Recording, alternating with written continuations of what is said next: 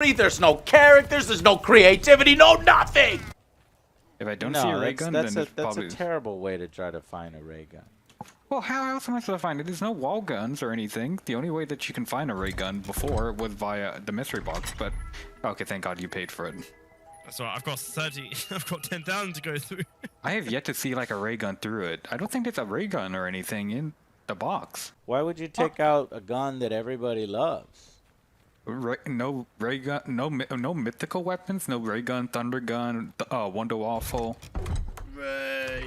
Completely unfinished at release. The most bare bones they could have gotten away with. Whoa, that was cool looking. For half a second. Cool. Treyarch was put in charge of zombies in this one forever. It must have been Treyarch's C team who were on vacation half the time. You don't even get interesting zombie types or gross, intimidating bosses. Maybe fucking Nazi demons. Or these demons that talk to each other in the mode because you work for one. It's like there's no story there, nothing. None of that. No fucking ray gun, no mysticals, no thunder gun, no waffle. There's not even an Easter egg. Why would you take out the guns that everyone loves? That is beyond me. Are you out of your mind? Oh, fuck. Hold F on it, hold F on it. Oh wait, that's it? Fantastic. Rest. Well, that was dumb. All I had to do was hold F on it and then all of them disappeared. And with no explanation. That's it! That's it! That's fucking it! I thought there would be a fucking cutscene or a boss or fucking something. Here we go. That's it. No, battle pass. Buy the battle pass. It's as if they had to throw this mode together in a week because they slacked off all fucking year and they realized, oh shit, my paper is due tomorrow. Fuck. And they used the assets that they already had from World War II and just dumped it in here without any fucking care. They just dumped it all into the mode. The biggest source of realism is imperfection. This is why I don't like playing zombie modes in games, because of shit like this. It is insulting that this game is $70 on PS5 or Xbox Series X. They did absolutely nothing to deserve this. And it's not any different from the even overpriced $60 PC version. And then there's the outright $100 Ultimate Edition that's a big fuck you to gamers. The whole world is burning. Sometimes the only way to put out the flames is with more. Call of Duty Vanguard on digital now. What do you get? Well, 5 hours of double XP, 3 operator skins, 3 weapon blueprints, and the battle pass. The Ultimate Edition is loaded with content for the ultimate fan, including the Battle Pass bundle with 20 tier skips, 3 operator skins, 3 weapon blueprints with tracer rounds, access to cross-gen content, and includes 10 hours of double XP to enhance your Call of Duty experience. We're excited about what the player is going to experience on Call of Duty Vanguard. Are you fucking kidding me? Get the fuck out of here with this garbage. The final verdict for Call of Duty Vanguard is a 4. It's a 4 out of 10. This is a soulless cash grab, now more apparent than it's ever been. No matter how good the intentions were of the writers, it is below average in all 3 of its modes on offer: campaign, multiplayer, and the shockingly bad zombies this year. That's it? That's it? That's fucking it? Are you out of your mind? Is with more fire. Mode reference. We were the Vanguard. No. No. No. No.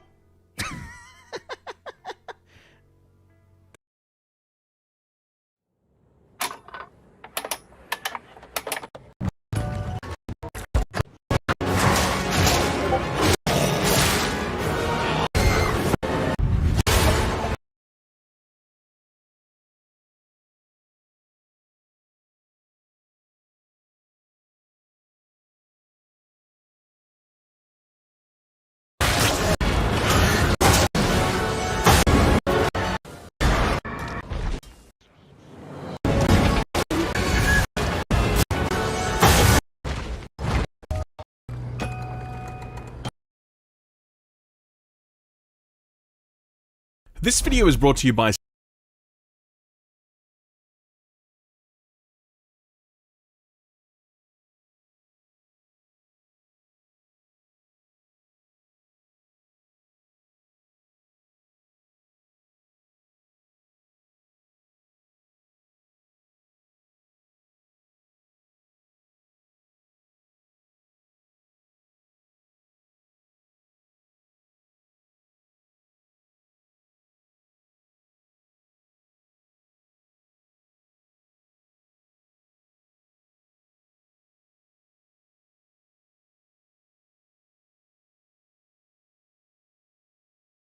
SteelSeries and their award-winning range of headsets, one of which I switched over to very recently and I've been absolutely loving it.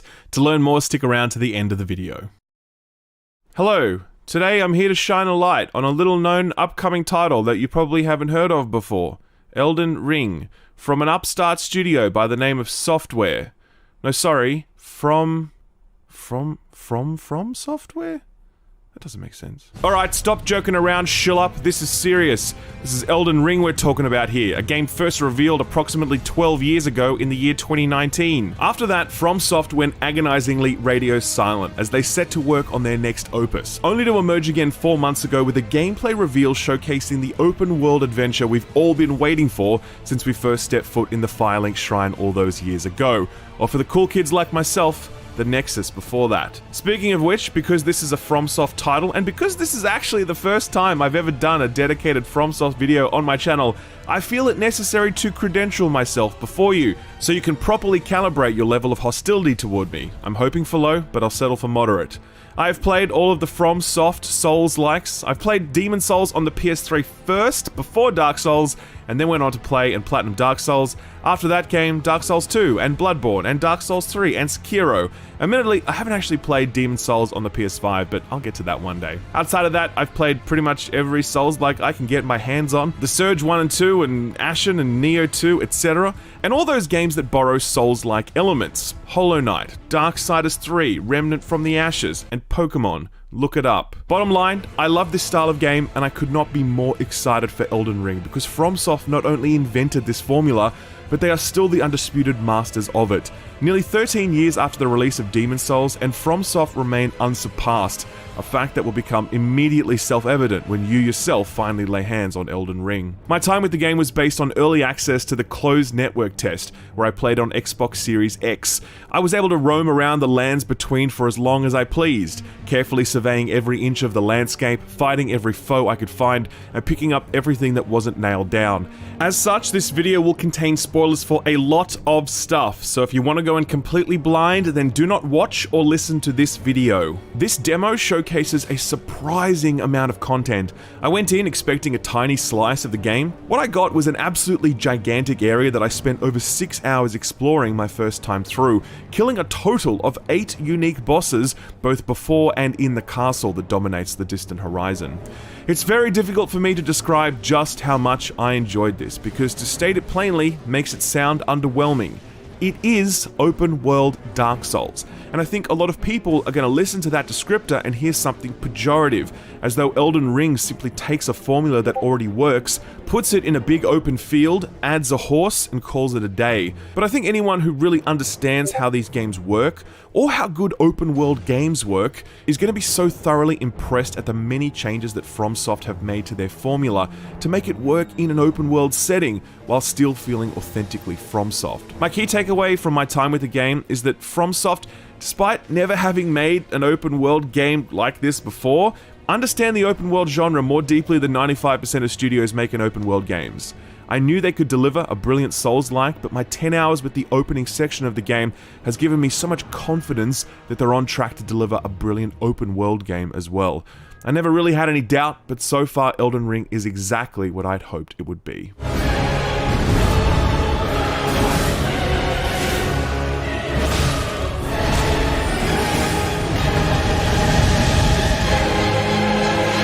From the moment you step out onto the lands between, you feel immediately enthralled by the scale and otherworldliness of it. The towering spectral tree in the distance, ruined stone monuments strewn about its landscape, the color palette which somehow manages to be both bright and sullen at the same time.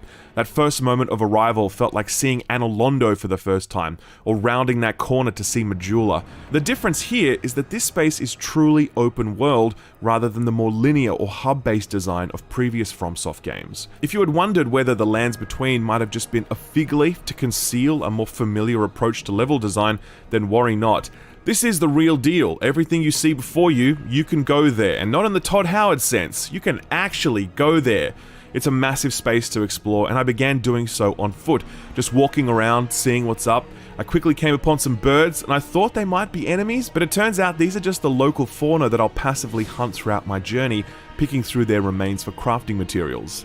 Eventually, I'll meet this lovely lady who'll grant me Torrent, a trusty steed that can be summoned at will. There are some restrictions to this. He can't be summoned indoors, and he seems to despawn when you're invaded, though I can't 100% confirm this as I was only ever invaded by NPCs. Torrent handles beautifully, so quick to mount, so easy to control, such a great sensation of speed when you hit the dash button to spur him on. He also double jumps, which does provide additional height over your personal jump, meaning that Torrent can allow you to reach places you otherwise couldn't without him. You can also engage in mounted combat, but in typical FromSoft fashion, this is not easy. The left and right shoulder buttons allow you to swing either to the left or the right, only the wind-up animations for each weapon need to be properly timed such that you're in the right position when the weapon swing occurs. Hit the button too early or late, or don't position Torrent correctly and your swing will miss. This takes a lot of practice to get right, but adds a lot of depth to mounted combat. It feels more rewarding to master this more analog approach, rather than having your character automatically hit everything you swing at. Cruising around the lands between on Torrent was such a joy because I was exploring this space, and that is such an important, operative word in open world game design, and yet very few open world games get this right. This is a world that is not grounded by its map markers or its copy and pasted outposts or roads and pathways guiding you to desired locations. In most open world games, there is this fear that you'll miss something the developers have created for you, so huge amounts of design work and game systems go into ensuring that you find it. When that occurs, you're no longer led by a sense of curiosity because you can trust that the game will lead you by the nose to all the things it wants you to find. It's not like that here in Elden Ring. The game is actively trying to hide things from you, such that the only way to be sure that you've found everything is to be led not only by your curiosity, but by your thoroughness. I explored every inch of this world in a way that I'd not done since Outer Wilds or Breath of the Wild. This here is the perfect example. This is a dungeon with a boss and some important upgrades in it, and it's just so hidden in the environment. Viewing it from afar, I might have thought, oh, nothing there, no need to walk over to that cliff face. It was only because I was so thorough that I was able to find this, and this exact thing occurred a handful of times throughout my playthrough. At the same time though, you can be a little too thorough.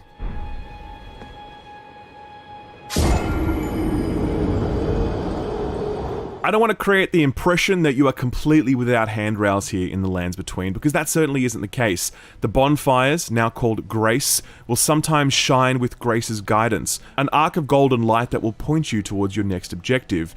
It's literally that, just a small bend of light to give you a gentle nudge, but it can be just enough if you find yourself at a loss for where to go next. There's also a map. It starts out blank, but each new Grace site or dungeon you discover is marked on it, and map fragments you find in the world will fill in the topography and landmarks for you.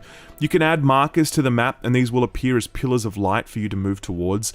The map does allow you to instantly fast travel to any Grace site, and this can be done anywhere in the open world, meaning you don't need to be at a Grace site to fast travel, but it can't be done in any dungeon. This fast travel system combined with Torrent made it feel so easy to move through this world, and I never for a moment felt bogged down by its size. One of the most interesting and important changes that From have made here is to the flask system.